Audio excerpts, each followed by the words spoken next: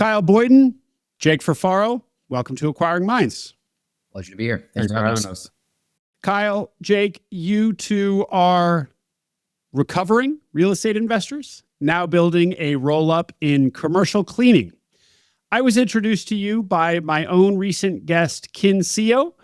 Kin saw you on stage at an event for real estate investors, which he was at the time. And it was something of a debate. I believe you guys were up there advocating for buying businesses instead of real estate, that's the better path. Whatever it was, Kin left that hotel conference room a convert. He walks the path, bought a business, came on Acquiring Minds to tell us his story. So first question for you guys is, what did you say up there that was so convincing to Kin?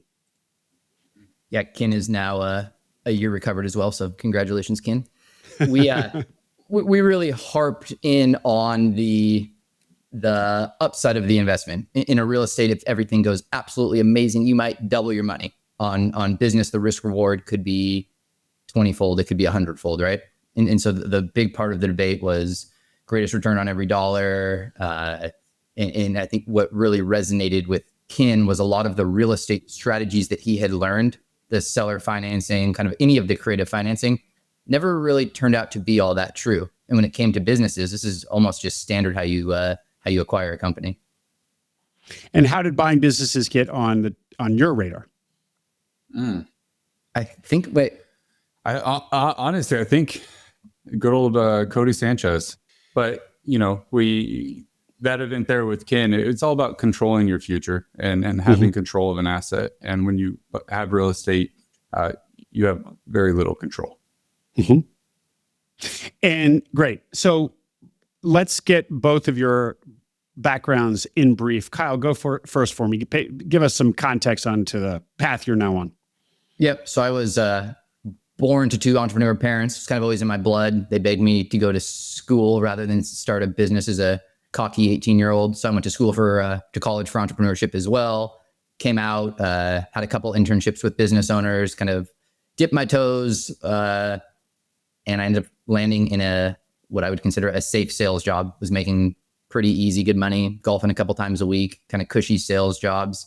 And eventually I just got kind of tired of looking at myself in the mirror. I just kind of wanted more. I wanted to follow my passion, and real estate kind of initially tickled that fancy. I could make good money during the day. I could buy real estate. I could start building towards my future.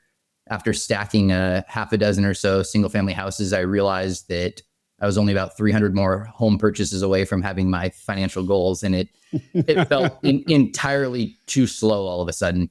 And I kind of longed for something more. And I saw that Jake, not to take his story at all, but was out doing bigger things than I was in real estate. So connected with him, the market changed a little bit, and none of our underwriting kind of penciled out for our criteria for real estate anymore. And someone sent him an inbox saying, hey, do you want to buy my business? And Jake and I watched a YouTube video, read a book, watched a podcast, bought a business. I mean, that was about as much thought as we put into this entire thing, but we were longing for more. And we'll share the story of that. And it wasn't the greatest idea probably we've ever had, but at least it was that leap of action that got us in the game. And had we not done that, we probably wouldn't be here talking to you today. Yeah, for sure. And you guys are in the Seattle market, or no? Washington. Greater Seattle market, correct. Greater Seattle. Great. Jake, please. Yeah. So my background, my first career, I was a critical care nurse in the ICU here in Washington State. I was tired of being the best at what I did and being capped as far as pay goes. And I wanted to look for something else. So I started in real estate, started buying real estate, multifamily, mobile home parks. And when interest rates took a turn, it really made deals hard to pencil out. And that's kind of how we got set on our business buying venture. So the short of it. And how much of a real estate portfolio had you built up at that point? 155 doors over 13 properties. Oh, wow. Okay. Yeah. So you guys it was when interest rates went up that you stopped with your real estate investing. And so that was what now? 2022. 2022. Okay, great. And so what was this? Who slid into your DMs there, Jake? about this buy my business, which is, by the way, an interesting approach to to selling a business. It was this guy that was, asking to have coffee for a while, and I just didn't have time. And then he sent me a DM. It's like, hey, I'm in a tough spot, and I'm looking to just get rid of my business, property management business. And we met, and I think within a couple of weeks we had documents signed, and we dove into property management head first. So I know this story. We're not going to spend too much time on it because it's just one step toward where you now are, which is where we want to spend most of our time. Mm-hmm. But give us the quick 3-minute version of this first adventure, because it's kind of crazy.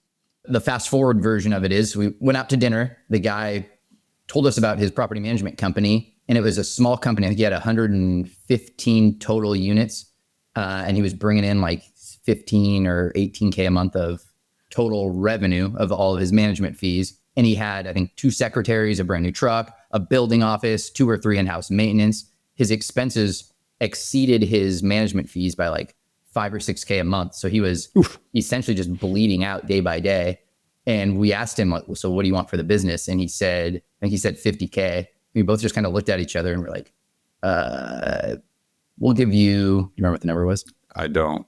5K or 8K. It was not a large number. Yeah, it was pretty, I felt bad saying it, but it was just kind of a Hail Mary. And we came to an agreement. We moved forward.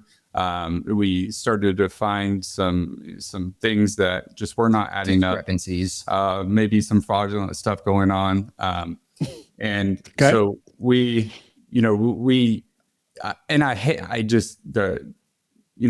property management, there's tenants, of course. But even more than that, more of a headache is the owners, to be completely honest. Sure. And they're the client, right? Exactly. Right. Correct. And can be definitely unreasonable as well. And so we were annoyed and frustrated with the purchase, and we're like, dude, what the heck? And he was like, you guys didn't even ask these questions or do any due diligence. So at this point and I think on the transition over, we lost 30 doors or something. We were down to like 80 doors by the time this thing actually closed, and we kind of needed to pull the plug and get out of here. And so we actually reached out to a really large local property management company and said, hey, we got 80 units we want to bring over with us. We'll help you with sales, but we want you to do all of the back end, everything. So we got rid of all of the employees, the lease. We had 0 expenses. And on that first month when I think he was losing 8K a month or something on average, we brought in 6K of profit the very first month. And rode the horse for about a year or so, and eventually like, this is just not where we want to be. And we sold that book of business to the property management company. And I wouldn't say we made out of like bandits, but we got out of a pretty sticky situation with our head still on our shoulders. So that was good. So you buy this business for less than 10K. That said, it is a money-losing business. So hard to know who got the better deal there, but still a nominal amount of money. Mm-hmm. You get in there and you find it's even worse than the numbers suggest. But you turn it around quickly, and you're able to go from $8,000 a month in the red to $6,000 in the black. You said in just the first month or two, 30 days, basically. Yeah. First few days. And just real quick, well, I assume that was letting people go is how you did that.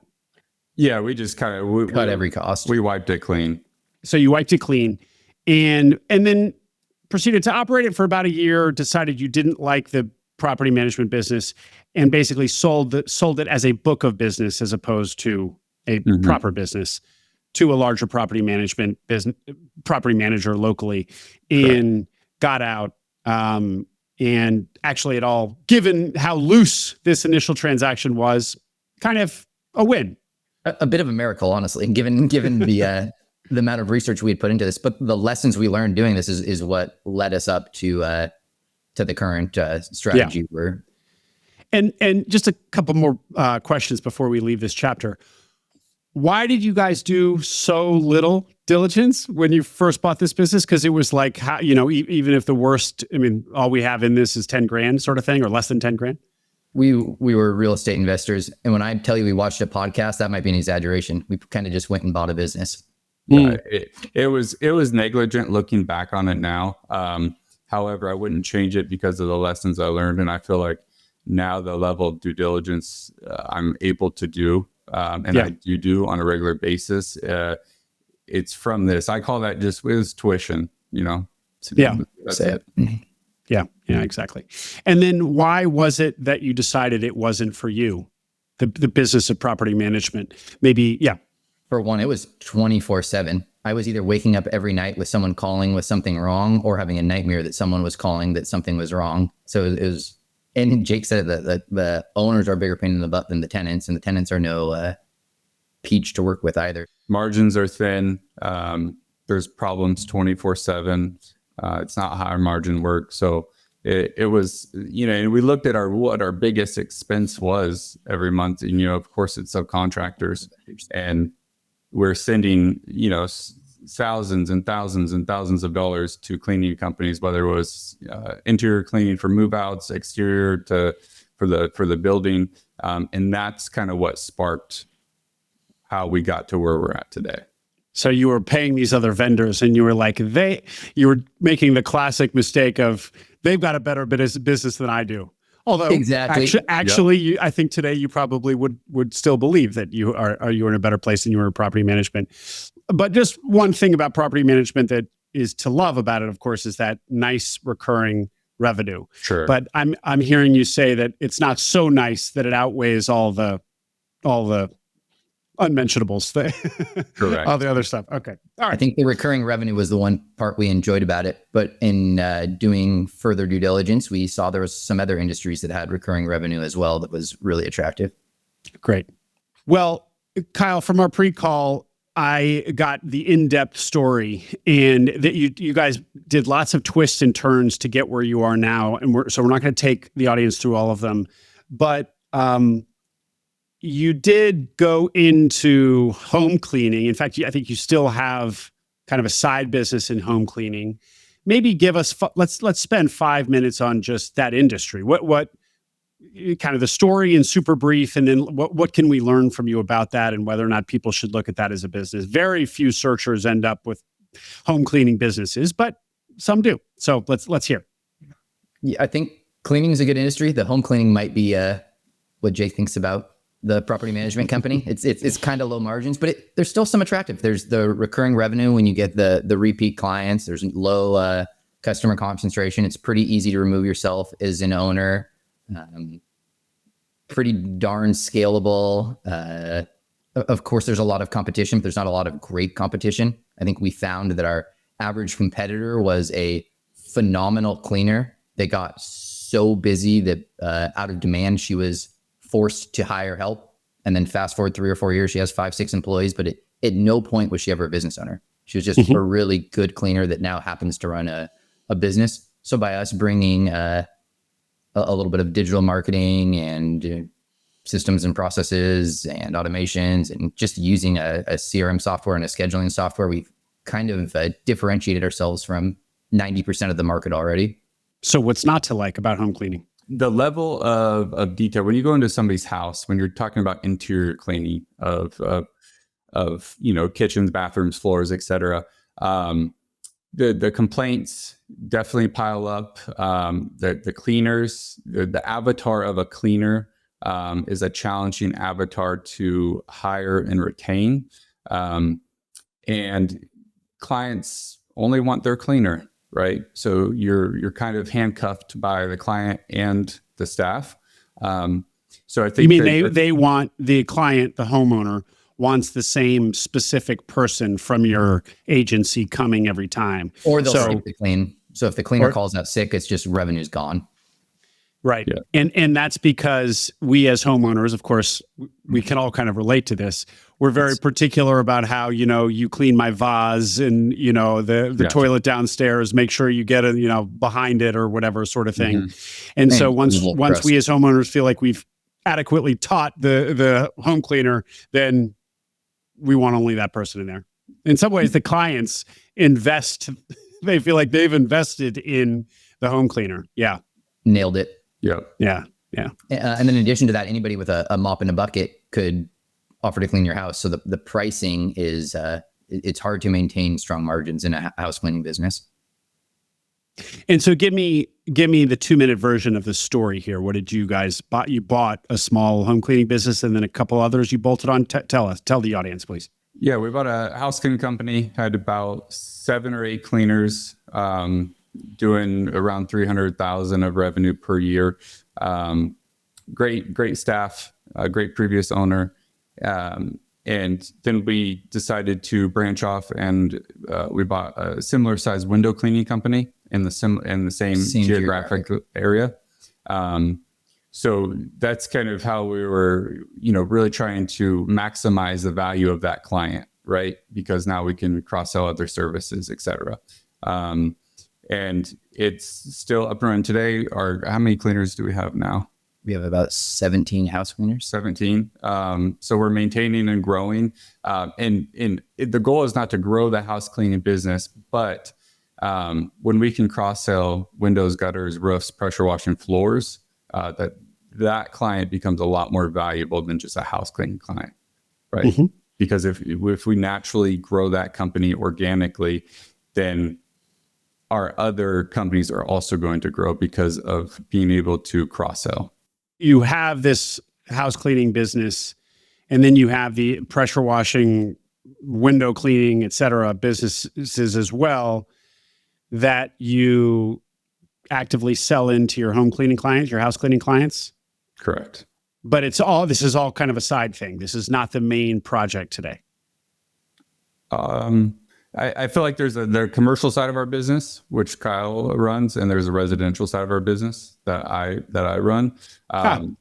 And so I think the home service business is probably equally as far as revenue goes.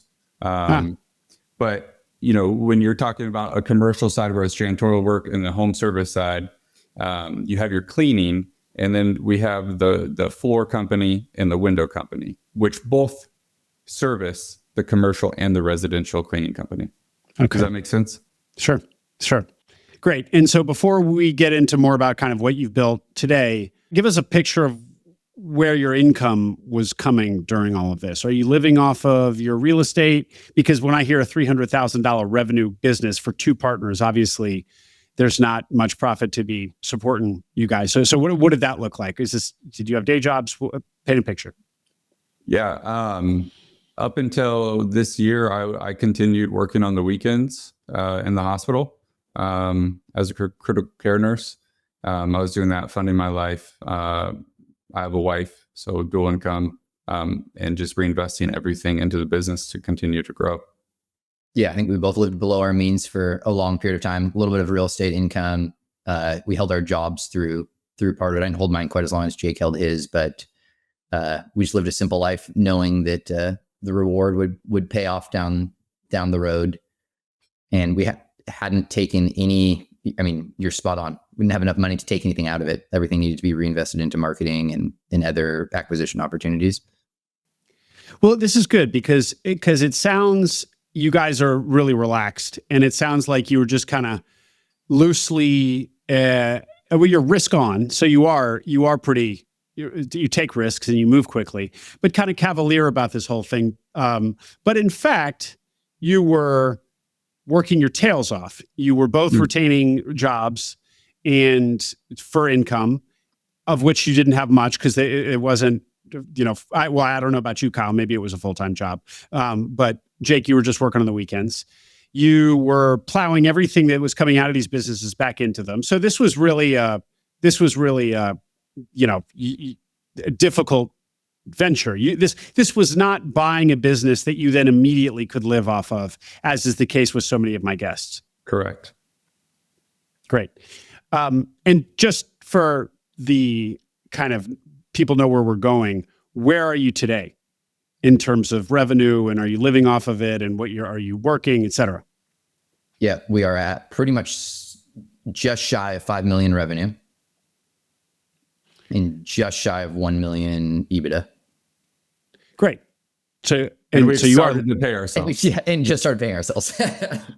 And are you paying yourselves the bare minimum, or are you paying yourselves a breathable salary, the bare minimum? Yeah, bare minimum. I mean, we certainly could pay ourselves more, but we're invested into this long-term vision of continuing to grow.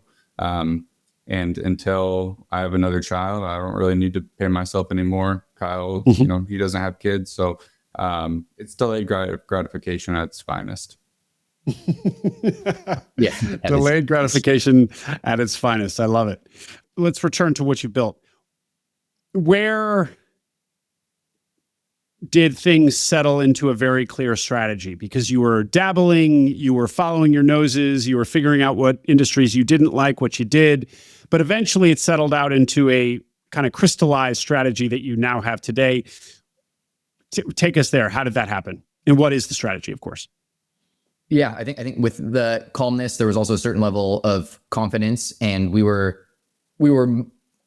directional correctness is what we call it. We were going forward in at least kind of the right direction in learning. And I would almost compare it to like dating. Like maybe there's a couple intangibles, and I kind of like this and this attribute and feature, and I don't really like this, but if they do this, as long as X, Y, and Z are true, maybe it's okay. And that was kind of how we were looking at these business purchases. Like, man, there's not a lot of employees and it's kind of small, but it's 38 years worth of past customers. There's 10,000 customers I can market to. They're all in the same geographic area I want. Yeah. So as long as I can buy this at a 1x multiple and on seller financing, like this could be a deal. And we were talking to, at this point, hundreds of people that kind of fit our avatar of they're in a certain age group. They're thinking about retirement. Maybe they thought their kids were going to buy it. It's a lot of the kind of blocking and tackling of buying businesses, but we were finding the people that fit the avatar. 3 of the owners actually work for us today. They sold and then joined forces with us. So we've built an incredible relationship with them. We've acquired 7 companies now, and we just closed last week on our first SPA deal. The other 6 were we're gonna get into that one because there's a lot you learn there. But Kyle, when you're basically telling us about your search, first of all, what sorts of businesses were you searching for, and how was it that you were talking to hundreds of owners in your local area?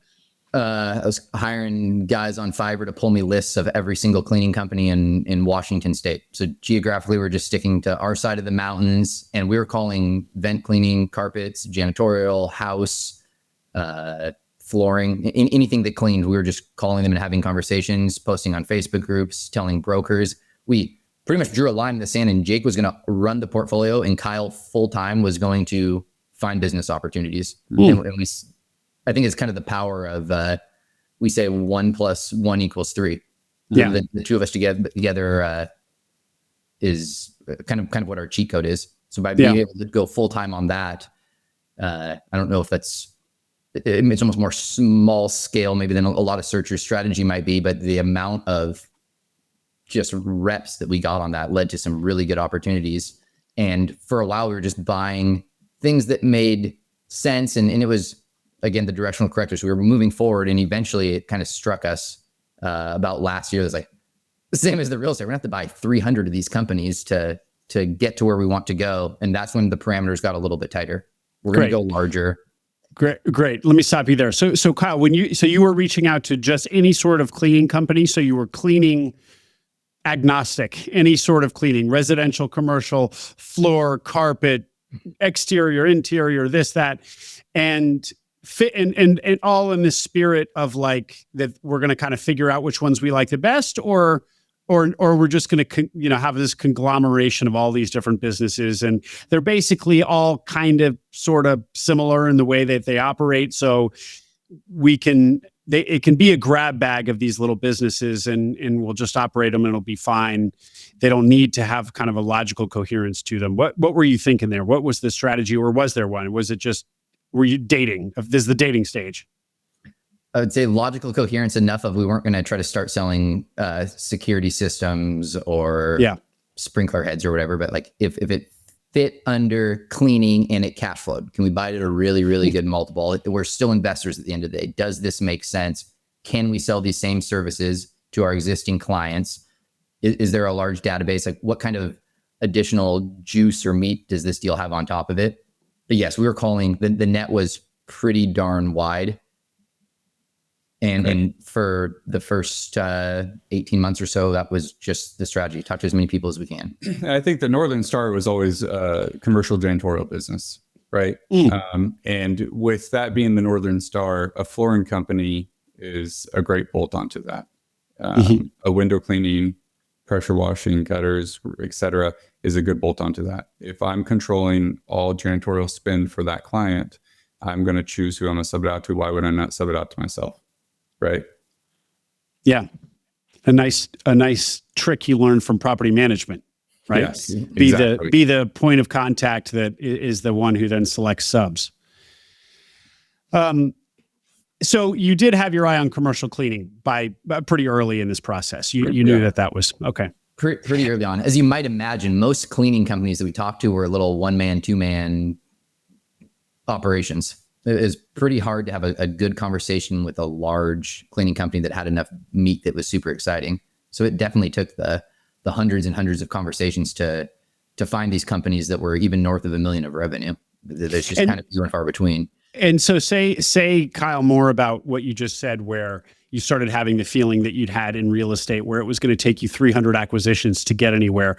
These companies were tiny, that you were striking good deals, but they were just like really small amounts of revenue. Give us more. 300 to 500K of revenue, missing some pretty simple scheduling softwares and kind of easy steps. So I think each one of these little acquisitions might have taken 1 to 2 years off our life expectancy. And after doing a handful of them, you get some sort of deal fatigue. And it was like, look, at this point, we have the confidence. We've done it. We're actually really good at transitioning. We're really good at negotiating deals. Like, it's time to just like pull the pants up and go a little bit bigger here. We have the fundamentals down.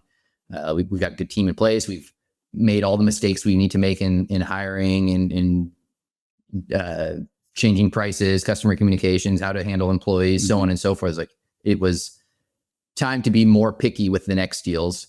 And if I could give it a little bit of context, it took us 5 acquisitions to get to 2.5 million of revenue, and it took us 7 acquisitions to get to 5 million of revenue. So the last 2 were much larger, still below, I think, the average searcher, what they look for as far as, I know it's around $1 million EBITDA, give or take. But what we've learned to get to this point, I don't think we would have been ready to jump into that $1 million EBITDA purchase. Really? Correct. Yeah. Because you guys seem very resourceful. You seem like you have high pain tolerance. You were doing really, really hard work, learning as you went, making mistakes, all things that are characteristics that mean that you could probably take on a bigger business and, figure it out. No?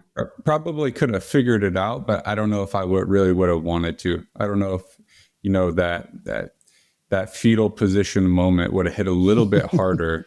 But, the biggest thing with transitions for me is the people aspect of it, right? The employees. We've been through, I think 40, 50 employees now. So it's getting to know everybody, showing them that you care, like that there's an art there that I didn't necessarily have a really good grasp on. And I think I needed some of these smaller ones to get to the point where now I can confidently go in and say, hey, this is the vision. This is the direction we're going. We need you to row the boat with us. So that's great stuff, Jake. Say more about that. What do you think you learned? Help somebody who hasn't had all this hard won experience. You can accelerate them to know, just by listening to you, what you have learned the hard way. Yeah, I think a common factor in the businesses that we've purchased are a lot of them lack leadership and vision, where the company was going. And I think stepping in there and being able to be a presence, first one in, last one out, and lay out the vision for people and get people to buy in, and obviously treat people with kindness and respect and love, and hold true to your values and morals as a person, and not just run the business by a spreadsheet. I think there's especially in small business, it's such an important that people factor. Your people are everything, right? Our people are replaceable, sure, but at the same time, if we're going to go where we want to go, we need a strong team behind us that believes in us. And it takes time to build that, but it also takes time to learn how to lead. And I think the last few years, if you look at the first acquisition to the latest, the buy-in is undeniable. And so, Jake, when you get into an acquisition today, what do you say? Not word for word, but what's the kind of vibe? What's the gist? Yeah, I think the most important thing is to come in with humility. If I am not an expert in that industry, for example, the latest acquisition of the carpet and floor cleaning, I've never ran a truck mount machine before. But the thing is, that's not what I'm coming in to do. But I tell them straight up, you know more than me regarding the technical aspects of this industry, and that's okay. Nobody's going to learn it as fast as you see me learn it. However, I'm going to give you the tools and the resources you need to do your job effectively. And this is where we're going. We have a meeting and we say, hey, here is a vision. We need everybody to buy in. If you're not going to buy in, then unfortunately, sometimes you have to cut ties, right? And the buy-in that we have received and the amount of support we have from our team is incredible. Mm-hmm.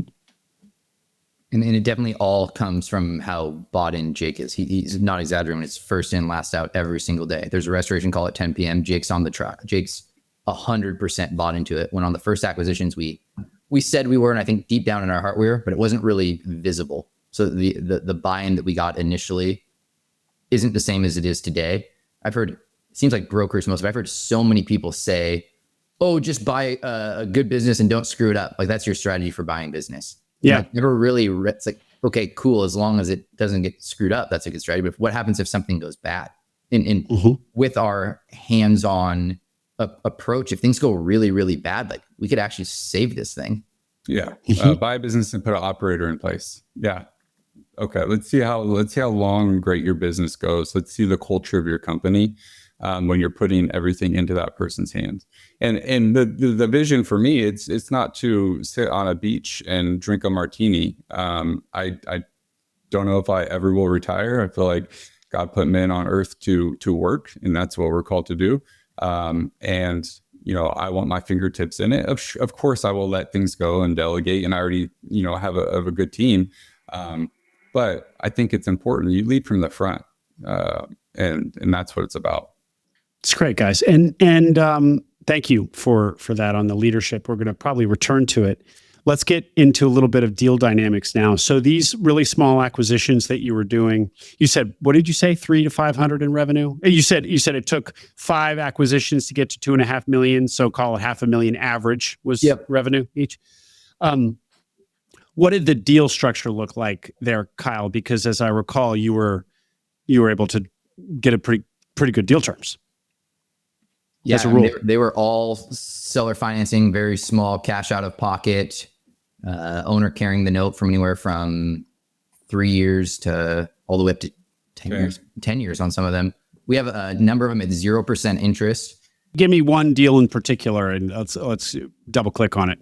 Oh, two really fast ones. One is the first one we pitched, no interest, and she responded and said, "I'm going to go ask my accountant." And we were like, "Uh-oh, this is not going to be good." And she came back and she's like, "My accountant said everything looks good." And we just could not believe that the accountant signed off on a 0% interest loan. Do you want for how long and how much of the deal was it? That was 4 or 5 years. 5 years. So our monthly payments, I think when we bought it, the company was cash flowing 7 or 8 a month, and our monthly debt service on it was $2,200 at no interest. So wow. as an investor, it made sense. Mm-hmm. And did you have to put cash into the deal? How much of or was it 100? It wasn't 100% seller financed. 30. That one we dropped 30,000 into the deal. Yeah. 30,000. Okay. Mm-hmm. Okay. And I think so. We total of our own money at $5 million of revenue now, which is $4 million of that is acquisition. About just shy of $1 million is natural growth. We're $100,000 of our own cash. Oh, so good, that would be good number to get. That would be another attractive part of stacking and building. And if we're looking in decades instead of years or days, we saved a heck of a lot of money doing it this way and gained some invaluable experiences. Yeah. Yeah, absolutely. I just wonder, yes, as you said, Jake, the conventional wisdom on this podcast and in this world is, bigger is better. Although I've entertained the debate a lot here about buying smaller, and plenty of guests have bought small, and we always talk about it. I mean, it's a really important conversation, and I don't think there is a super right answer. You guys, your approach is, buy small plus plus. I mean, you guys really leaned into that. You bought small and then did it again and then did it again and then did it again. But it's interesting because this is an approach, and it was painful and you weren't really making money. But as you said, it was kind of tuition. And now you feel really confident. It is my impression. Fair? Fair. Very fair. Well, let me flip this. What would you have done it differently? Even though it's been painful, but you seem pretty psyched about where you're at now. So would you have done it differently, reflecting back? Do you allow us to have the experience in our head, though, the wisdom that we learned from it? No. Then I wouldn't do it differently.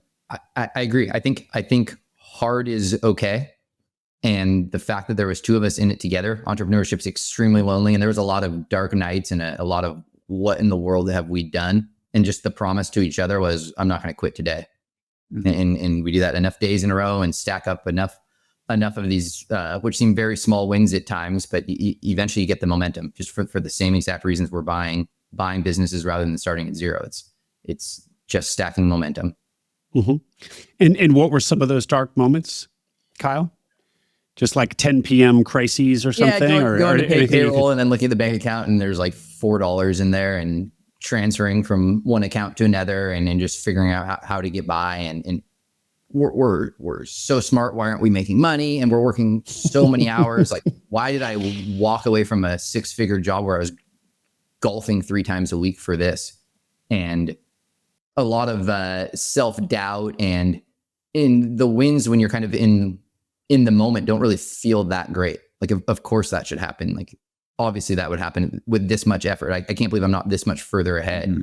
And so really remembering, we just had our very first celebration dinner 3 days ago. So we had to hit $5 million revenue to actually celebrate anything. And we still felt like we haven't scratched the surface. Just getting started. Yeah. That's so cool, guys. That really is inspirational. But I have to say then, so when you were up there on that stage, bending Kin's ear, you were not in the clear just yet. Well, I would say when we're talking to other people, I think what the hindsight here is, I wouldn't encourage anybody to do what we did, but that's a different question than would I do what we did, right? Totally. I think people should go bigger. I think you should, try to shoot for above 500,000 EBITDA to leave a job, especially a well-paying job. And I feel like we can speak on that because we went the opposite direction. We know what the opposite direction was like. And so then, Jake, is there a personality profile, somebody who might be listening to this, for whom you would prescribe what you guys did? This really scrappy, tiny acquisitions, stacking the acquisitions, pain, but learning. Yeah, I think you would have to be someone with a threshold for pain, but I also think you need to be very humble and not have any sort of ego, because you're not going to have great conversations with seller if you're not humble. You're not going to have good transition periods with employees if you're not humble. It all comes down to humility. I think if you don't have a lot of money, capital, or you don't have access to capital, sometimes it's the place people have to start. And I think that just throwing off the wayside because it's the harder way doesn't necessarily mean it's impossible. But if you have capital or access to capital, save yourself some gray hairs and go bigger. Yeah, I think anyone that hates their day job and isn't making a life-changing amount of money, this should be an interesting proposition too. If you're not liking your day job, you're kind of already stuck on the wrong path. If you already know you're on the wrong path, is that not the greatest risk of all, just continuing down the wrong path? Mm-hmm. Why not take a calculated risk? Do your due diligence, do the opposite of what we did initially, and take a bet on yourself. And if you take these small calculated bets like we did initially, if that company didn't work out, we could have cash flowed it and got the heck out of there and been back on track. I think I've said this before, but the worst case scenario is we go back to our W-2 job and we retire at 65, which is most people's A plan. And that was our B plan. Totally. Yeah. Oh, I love that. Very well put. But to the point about these small acquisitions, which we haven't yet addressed it, but it's kind of the glaring appeal of them is that the risk is very small. Your capital outlay is not a lot. You don't have a loan. Well, you have seller financing, so you have that loan. But this is probably not personally guaranteed debt, and it's not a lot of debt because these are such small acquisitions, right? Correct. And when you're buying it at 2x multiple, you got a lot of room for for things to go really bad, and you can still service that debt. I mean, this is 2x multiple. We didn't ask it. We didn't hear the multiples. What were how are you getting these valuations? Lower than that in many cases, also. A lot of times you'd have to teach the seller about what the company's worth. There's times where we'll have a reality check where they'll come and ask 4 or 5 times what the profit is, and the market doesn't agree, and you got to show them proof that the market doesn't agree. And I think, just a side note really quick here, one of the great parts about going small for us, it's a lot of the previous owners are helping us so much, and they're pushing us forward as far as introduction, selling, helping with the team, etc. So there are some pros there as well. And you think that they're more friendly toward you because the business was so small, or you think that's just a happy accident of the deals you bought? I think they'll let them see themselves in us back when they first started their business. And a lot of these businesses were booming until COVID or something happened at some point, and they just kind of let it fall apart. Mm-hmm. Or they lost energy, they lost momentum. They took enough bullet wounds where they just didn't quite have the energy to grow it again.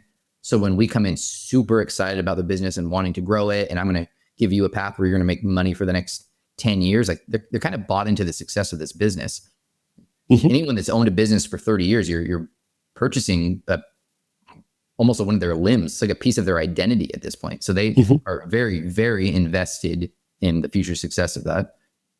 And so, okay, so the businesses that you're buying there, unlike the property management business, which was just a mess, these are very small, but these cleaning businesses that you were buying were small but old, with staying power, with long-term clients in some cases. I'm sure that was a blend, but yeah, 30 years plus, at least 4 of them. And the owners were willing to sell because they were at retirement age. You said that was one of your criteria, and because there aren't other buyers for tiny businesses like this.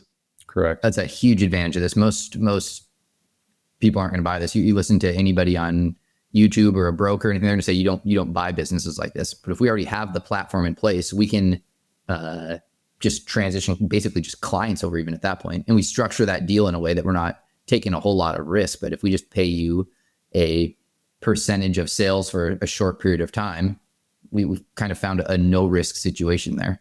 Yeah.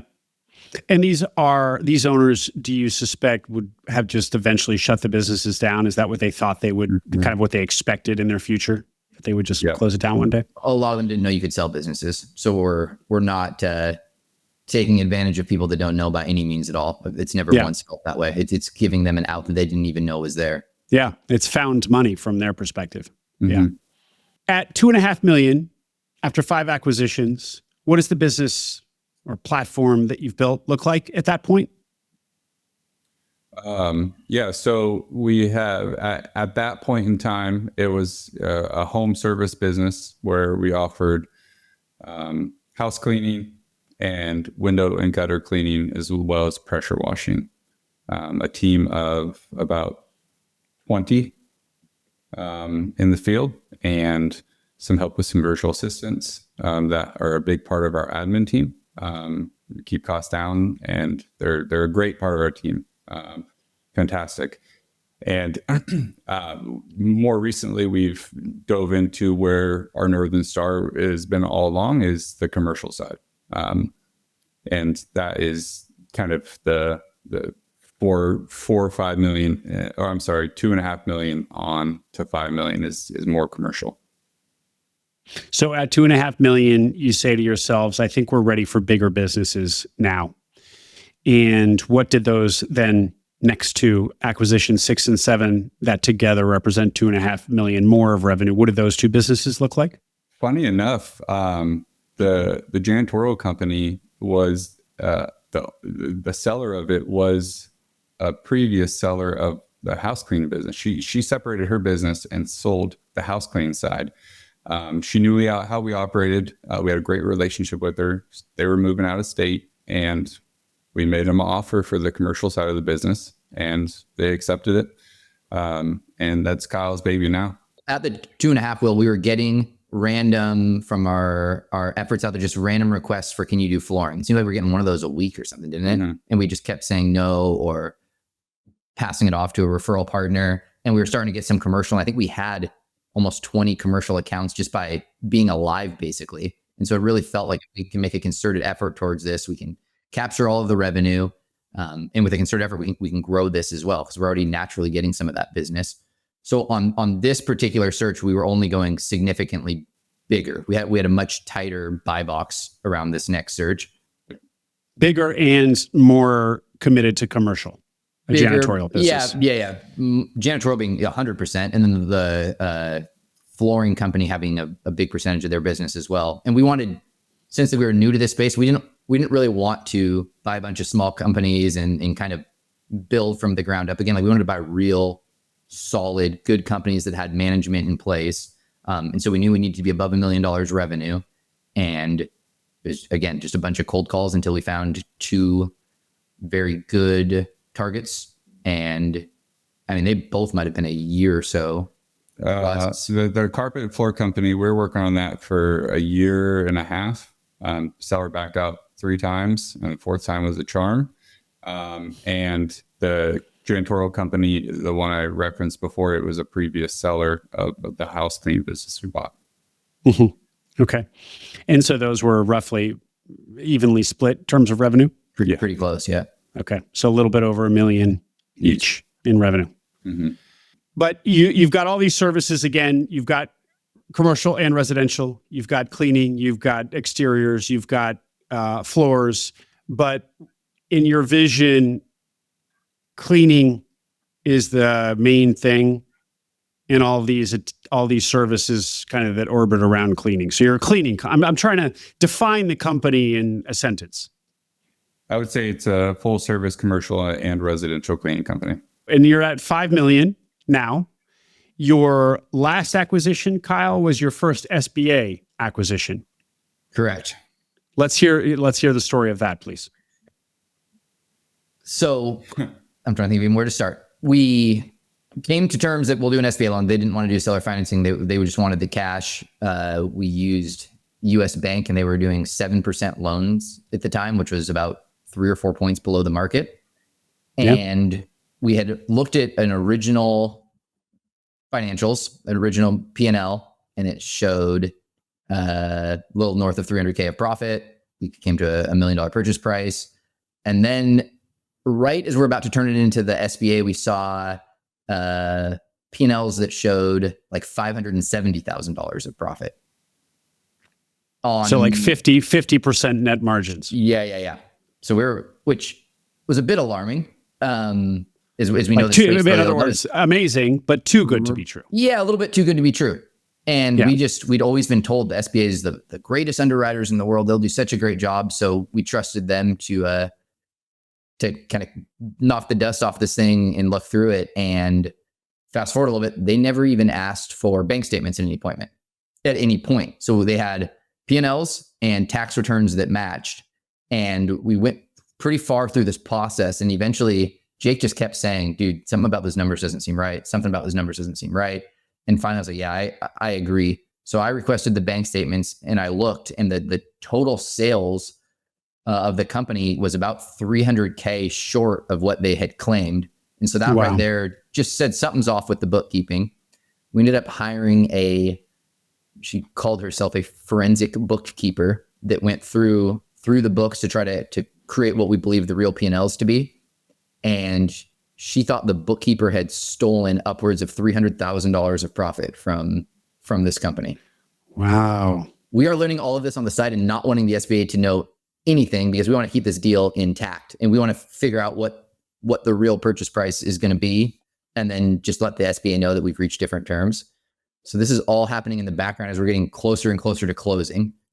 So you remember And your thought was that if the SBA heard about potential embezzlement, they would just, or your lender, that they would just disqualify the deal out of hand at that point. Correct. So we're trying to keep this as far from them as possible. And then back from my thing of how are we going to tell the SBA that we're going to offer significantly less with no real explanation whatsoever, but we still want the deal regardless. She has a phenomenal company, great management, great systems in place, like the processes they've created and their onboarding process and their training program and everything was that of a Fortune 500 company. I mean, it's a really well-ran company. We just want to pay the appropriate price for it is all. Yeah. Yep. And the owner of this company, the seller, she was learning this in real time as we were.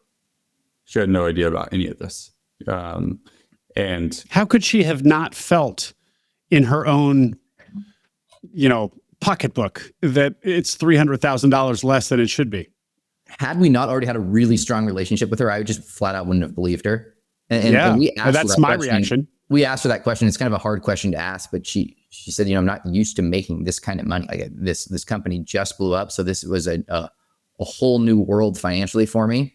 And she was embarrassed. She's like, I don't know. I have no explanation. But that was my thought too, is how could you possibly miss $300K? And ultimately, the bookkeeper wasn't stealing. The bookkeeper was like double tapping invoices. She wasn't canceling them out. She would transfer money from one bank to another bank and count that as income. It was as if it was a mess. It was as if it was her first time ever doing books. So it was it was such a mess that the lady that was hired for forensic account bookkeeping still doesn't have an answer to this day. So we went through and basically the beauty of this whole thing is that since it's such a recurring nature of the business, it's janitorial. It's the exact same dollar charged every single month. Even if you skip a clean, you charge them the exact same every month. So all we needed to do is recreate a couple of the most recent months and we would have the run rate for the year. And then we could come up to a multiple in which we could cash flow and still be protected. Mm-hmm. So we ended up becoming the forensic bookkeepers and came to the price. It was undisputable. There was no arguing between us and the seller. It was definitely a significantly less of a purchase price. So they had to be able to stomach that. And we ended the whole thing amicably. She's still helping us every day. She's phenomenal. And we told the SBA that. Didn't we just? We told them that. We negotiated down a little bit, and that we thought it was way more. The owner was completely removed, is what we thought, and we've since learned it's not. And that I'm going to have to work this full time, and I'm going to need to justify a very large salary to have this be my main thing. And the SBA asked very, very few questions and approved it. When you guys keep saying the SBA, you mean your lender? This is U.S. Bank. U.S. Bank. It felt like it was everybody's first time doing an SBA loan through the entire process. It was a pretty choppy thing, but maybe because of that, it ended up benefiting us. But I'm surprised that you guys feel that they would have run away scared if they'd found out that the revenue was less than initially reported, because that's not totally uncommon down here in this world. It was significantly less with incorrect tax returns, with monies owed. I mean, it was pretty darn sloppy, and there was still no clear the company makes this much other than my word that, hey, here's my Excel spreadsheet that I built. So that was our fear. Okay. Well, what you'd heard that the SBA, the underwriting for an SBA loan is this airtight process. I feel like my understanding of how rigorous that is on the back end has also been corrected. That it's not that these underwriters for SBA loans that are supposedly really diligencing your deal, or at least looking closely at things. It's much more formulaic and less analytical than you'd think. Of course, it varies from underwriter to underwriter, bank to bank. I don't want to make some sweeping negative generalization, but I do think it's important for people to hear, because I think I myself have said from time to time that your SBA lender can be something of a backstop if you if you've done your own diligence or whatever, hopefully you've hired a due diligence provider, but you also have this one more filter in the SBA lender underwriting to go through, which is, a good thing. They'll catch something that maybe you haven't.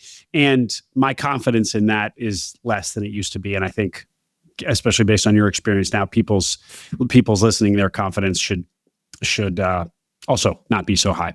In other words, don't lean on anybody else for your diligence. And great catch, Jake, or great listening to your instincts, Jake. And I think that to come full circle here from where we started, as far as the level of due diligence that we did on our very first deal to this one, it just shows you that, we've learned along the way and refined those skills, whether it's analytical, spreadsheet, financial evaluation, or if it's, talking and meeting employees, whatever the due diligence is. I feel like there's not many people that can do it the way we're doing it outside of like a third party, of course. Well, I have to ask, despite the fact that you have all this hard-won experience and what you just said, that you've gotten pretty good, you think, at diligence, I still would argue that it's a best practice to pay an expert, a third-party diligence provider who do this by profession, especially as your deals got bigger. Did it occur to you, this decision to go bigger, did it occur to you to use some third-party services to build a deal team around yourselves rather than just leaning on each other? I agree with you. I think it is best practice, and I would encourage everybody to do that. I think I brought it up a couple times in the process. Kyle's looking guilty. I was going to say, fundamentally, you are 100% correct. For cleaning businesses, we've done enough of these acquisitions. This might be cocky or whatnot, but I would trust my own underwriting ability for a cleaning company at this point as much as anybody that I would pay $10,000 for, honestly. All right. If it was any other industry, sure, I would definitely, and I would highly encourage everybody else to do it as well. Had we not had these prior experiences, we would have paid way too much for this company, and we would have probably bankrupt ourselves. So yes, everybody should make absolute certain of the numbers on all of their deals that they do. Yeah. Hire the third party. Great. Guys, I want to, in just a sec, close with the big vision and the big number and kind of how you see getting there. But first, just one more time, the kind of the service offering that you have and what the strategy is there. So full solution cleaning, both residential and commercial. And so it's not just janitorial, it's kind of, as you said, carpet, floor, exterior, all of that. So that's slightly differentiated in the market. Usually it's just janitorial and then bringing in third parties or subs to do carpet. Say more about your go-to-market strategy, if you will. So two different brands, right? So okay. When a client's reaching out, they're not reaching out to somebody that specializes in both, because I feel like that you need to be a specialist. And if we're to keep it together, it's just not a good vision. So commercial cleaning, janitorial, control everything. We truly want to be a janitorial partner, control everything when it comes to the building. And then on the residential side, house cleaning at the core, and then leveraging out the subs on both the commercial and the residential, but we are subbing to ourselves. And those are different brands as well. We have a long-term vision of building the same brand on the residential side. But right now we're trying to keep things separate. It's all separate client facing, but the back end, it's the same team. We're cross-utilizing our admin in our office. Great. Thank you for that. And one thing that I want to circle back to, we joked earlier that you learned that from property management that to be the gatekeeper to other services that the client needs is a useful place to sit. But the reality actually is when I've talked to other people who had kind of a vision of having a property management business and then building a vertically integrated, having HVAC and all the other services that the client, the landlord, so the client of the property manager might need. In fact, that falls apart because your client, the landlord, the property owner, wants you to not be double dipping. They want you, part of your role as property manager is to go out and get bids on HVAC that are, the most competitive. So you can't just sell to yourself. Do you follow me? And so is that not something that you'll bump into, that at some point your clients are going to want you to go hire the cheapest carpet cleaner or the one that provides the best value, not yourselves, even if it's under a different brand? You haven't encountered that yet. In how we're marketing is we're not another janitorial company. We're a total facility care solutions provider. A facilities care program that we've built custom for your industry. We're gonna come in, we're gonna do all of your maintenance cleaning, as well as every quarter we'll come in and let you know what additional cleaning needs to be done. So it's more of a differentiator in the market. Okay.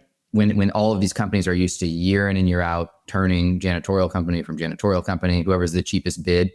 And this service and this program doesn't really make sense for companies that are spending under $1,000 a month on facilities, because who really cares where they buy it from? For these big companies that have a level of complexity, multiple locations, multiple buyers, security clearance, multiple floors, different kinds of floors. If image is huge, like a car dealership or a bank, the windows need to be done more frequently. Any level of complexity, that's our client. Great, guys. Close us out with the vision in terms of how big you want to build this, numbers. The plan from day one was 10 million EBITDA. And how did you arrive at that? It's nice and round. We heard somewhere we could get a 10x multiple at that point. It's nice and round, 10x multiple, 100 million sounded kind of nice. Whether or not that is true, I guess we'll find out when we get there.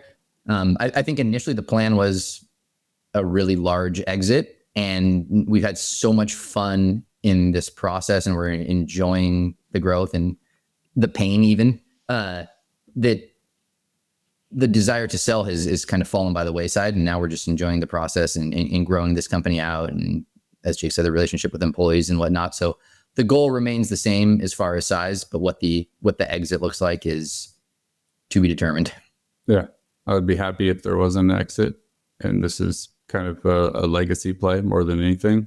But the future, we can say, this is the plan, but everybody has a plan to get punch in the mouth. And I'm sure we have a few more punches left. Sure. Well, and, if you get into, EBITDA of, already at $1 million, but if you get into 2 and 3 and 4, I mean, every incremental $1 million of EBITDA that you generate, your options just expand. So if you're at 10 million in EBITDA, you can do whatever the heck you want. You want. That's exactly right. It feels like we have the platform in place now. So now we're looking forward to organic growth at this point. But we're done with acquisitions. Yeah, I've got some serious. Okay, well, hold on. I was just going to say, as a reverse engineer that 10 million EBITDA number, and I assumed it was going to be lots more inorganic growth. In other words, buying more businesses. And you're saying definitively you're done with that. So you're gonna grow 9 million more of EBITDA through in 6 natural months, organic growth. In 6 months, you might have a different. I think it's one of those things where you have a child, and that 9 months afterwards, you don't want another one right now, right? And sometimes you could envision never having another one, and then they start to get cute, 2-3 years old. And then you're like, well, I could do this again. Just need some time to really relax as far as the transition process. So give me a year, ask me again. I'm sure we'll buy something else. But I think we have enough to stabilize and systems, processes, and continue to build for the future. I'm sure we'll buy something else, just not right now. Yeah. I'm just not sure. This is pure instinct. I can't back this up really, but I'm not sure getting to 10 million in EBITDA in your lifetimes is possible without doing some acquiring. That would be a huge amount of organic growth. Let me retract my statement.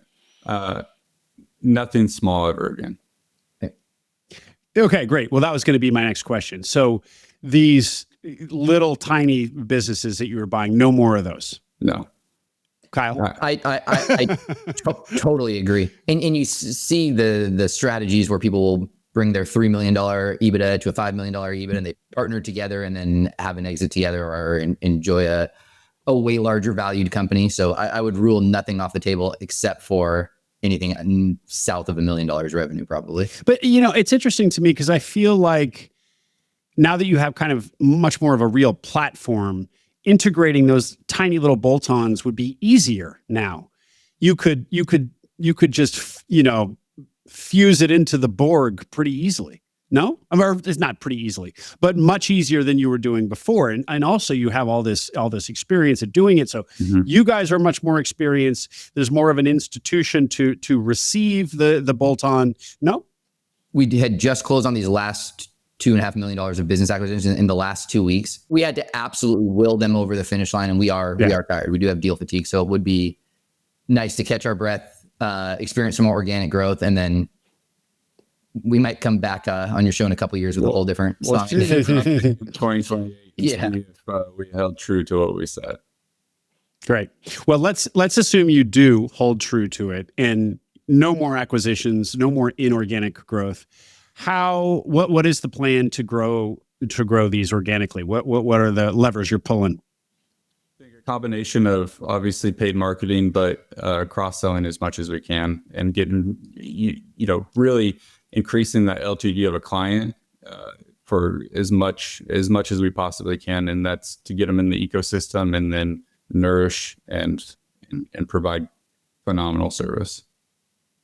Yep, that's it. So cross-selling is a big part of it. Get them in the door for cleaning or for something, and then eventually also be providing them these other ancillary services that they will eventually need. Correct. That's kind of the golden egg right there. Mm-hmm. And you're focused equally on commercial and residential. 100% of Kyle's focus is focused on growing the janitorial side of the company. 100% of my focus is on the residential side in the bolt-on, carpets and windows. Okay. And you don't feel like going all in on either residential or commercial is the strategy you want to do? Because don't you feel like a future acquirer that generally like the big janitorial companies, they don't also do house cleaning. They just strictly do commercial. So how do you think about that? I mean, that's 100% the advice that everybody has given us, but the nature of window cleaning, exterior cleaning, and then all the floor cleaning is they service both. It's the same employee servicing both. So in the short term, it doesn't make sense for us right now to just chop it in half and completely pull the plug on one of the plans. When it comes time to an exit, if it comes time to an exit, we'll have to make some strategic moves to line up for that. Because you're right. Most people aren't going to want a commercial residential play. And maybe there's a day where the residential side gets sold and the commercial side gets held on to, so that there's all doors are still open at this point. And I think that's the nice thing about having two of us, that 100% of his focus can be on janitorial. And I'm helping that in the sense of, we're really pushing the carpet and the window cleaning company towards the commercial side. However, we have a great database of residential customers. We might as well service them and make money. Yeah, sure. And now that you're taking a breather from acquisitions, you're both full-time operators. Your day-to-day operations. 7 days a week. And the business of commercial cleaning is, what would you say to people? We already heard your opinion on property management. We heard your opinion on home cleaning, house cleaning. So what of commercial cleaning? A lot of people seem to like it, recurring, commercial clients, business to business, high quality revenue. Of course, I've also heard, very tight margins. I just heard you guys say that every year it's not that recurring, because every year you need to rebid for the business. Labor's hard, right? Because commercial cleaning is done in the middle of the night. Say more about pros and cons of commercial cleaning, please. It is hard, but again, hard is okay. Hard means less people are going to do it. A lot of, at least is what I tell myself in my head to justify this decision, but I think a lot of really, really sharp business owners aren't starting commercial cleaning companies. So I feel like our efforts combined with our wherewithal are going to automatically separate us from 90% of the competition. I think it's really easy to go from nothing to good, and then it's really, really hard to go from good to great. So that's just focusing on being the greatest that we can be, from the customer experience to controlling back-end costs, scales of economy on the back end, how we're combining all of our companies together. We definitely have some major advantages. And Jake said earlier, but I think our greatest cheat code is the fact that there's two of us. We can go twice as fast, twice as far as most people that we're competing against. Yeah. $5 million in revenue, $1 million-ish of EBITDA. Mm-hmm. And of that EBITDA, how much of it is actually not going to debt payments? I mean, how much free cash flow is the business generating before paying yourselves? About $700K. About 600. Great. About 650. So 650 SDE after servicing debt, and a couple of these debts fall off in the next 2 years. That's great on $100,000 investment combined. And we've retained 90% equity. That's not bad. And how long? 2.5 years at this point. I mean, that feels like a pretty amazing. I mean, going back to our real estate comparison, that's an incredible return on equity. It's been fun. It really has. It's been hard. It's been hard, right? But it's been fun, and I wouldn't change it for nothing. Great. Well, anything else to add, guys? No. We appreciate it. Yeah. Appreciate the Thank you for the opportunity. Yeah. No, well, thank you guys for coming on. Thank you for being so transparent. I'll provide links to your LinkedIn in the show notes. People can reach out if they are interested in cleaning or want to stack revenue of $100,000 and $200,000 SDE businesses and go about it that way. They can reach out. Kyle Boyden and Jake Furfaro, thank you guys for coming on Acquiring Minds. Thank you. Thanks, Will. Appreciate it. Hope you enjoyed that interview. Don't forget to subscribe to the Acquiring Minds newsletter. We send an email for every episode with an introduction to the interview, a link to the video version on YouTube, and soon, key takeaways, numbers, and more essentials from the interview for those of you who don't have time to listen or watch it. Subscribe at acquiringminds.co. You'll also find all our webinars there on the website, both those we have coming up and recordings of past webinars. At this point, there are over 30 webinar recordings, a wealth of information on all the technical nitty-gritty of buying a business. acquiringminds.co.